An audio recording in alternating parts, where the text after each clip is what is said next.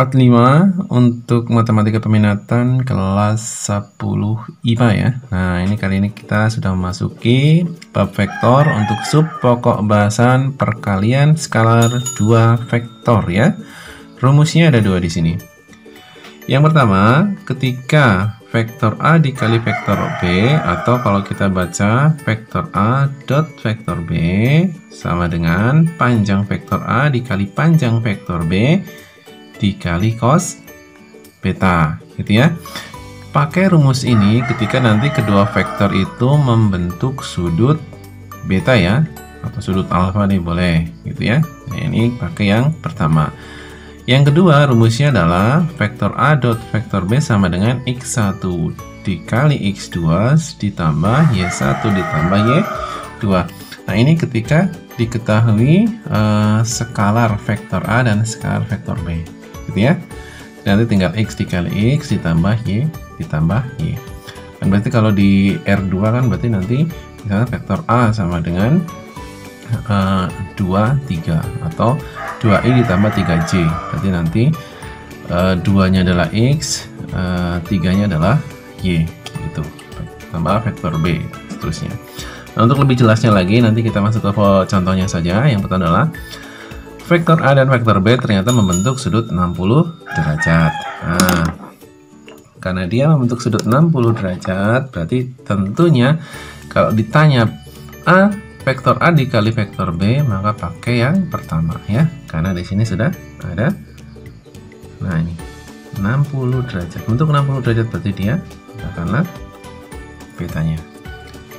Gamma di sini ya. Jika nilai panjang vektor A-nya 6 dan panjang vektor B-nya adalah 10, tentukan vektor A dikali vektor B. Nah, ini tinggal pakai rumus aja yang pertama. Jadi nanti pakai rumus vektor A dot vektor B sama dengan panjang vektor A dikali panjang vektor B dikali cos, nah, gamanya. Lanjutkan saja. Panjang vektor A nya kan 6. Pak, kalau nanti soalnya kok ternyata 2i tambah 3j atau vektor A sama dengan 5, 6, gimana? Berarti nyari panjangnya dulu. Nyari panjangnya gimana? Nyari panjang vektor A sama dengan akar dari 5 kuadrat tambah 6 kuadrat. Kemarin sudah, gitu ya. Maka 6 dikali 10 dikali cos 6, 60. 6 kali 10, 60. Nah, cos 60 nya berapa? Cos 60 nya, kalau yang belum hafal, saya buatkan catatan. Nah, tapi ini wajib hafal nanti ya. Cos 60-nya adalah setengah. Jadi tinggal dikali setengah. 60 kali setengah ya 30. Ya. Berarti nilainya vektor A dikali vektor B sama dengan 30. Ini ya. Lanjut contoh yang kedua. Diketahui vektor A-nya adalah min 3, min 2, vektor B-nya adalah 4, 1. Hitungan nilai vektor A dikali vektor B atau vektor A dot vektor B. Ya, ini katakanlah berarti ini x1, ini y1. Ini x2, ini y2. Ini dalam bentuk vektor kolom ya. Ada juga dalam bentuk, misalkan ini kalau saya rubah ke vektor skalarnya, berarti nanti min 3i ditambah, atau kalau ini sudah min ya, min 2c. Ini sama aja, gitu ya.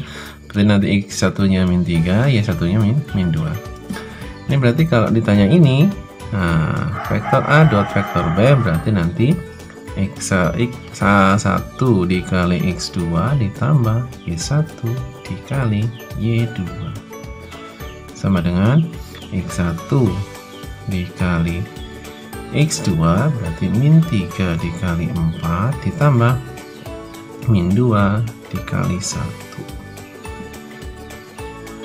Dikalikan saja. Ini min 12, ini min 2 kan? Min 12 min 2, dia min 14. Selesai ini. Jadi kalau ada tipe soal seperti ini mudah ya. Nah, ini bentuk seperti ini dengan bentuk seperti ini sama saja. Sama aja. Ini ya. Jadi kalau bentuk sudut pakai yang pertama, kalau tidak bentuk sudut pakai yang seperti ini. Untuk latihannya satu soal saja ya. Diketahui vektor M-nya adalah 2i ditambah 3j. Berarti kalau saya susun jadi vektor kolom, berarti sini sama artinya 2, 3 ya. Nah, kalau mau nyari panjangnya, berarti nanti akar dari 2 kuadrat tambah 3 kuadrat.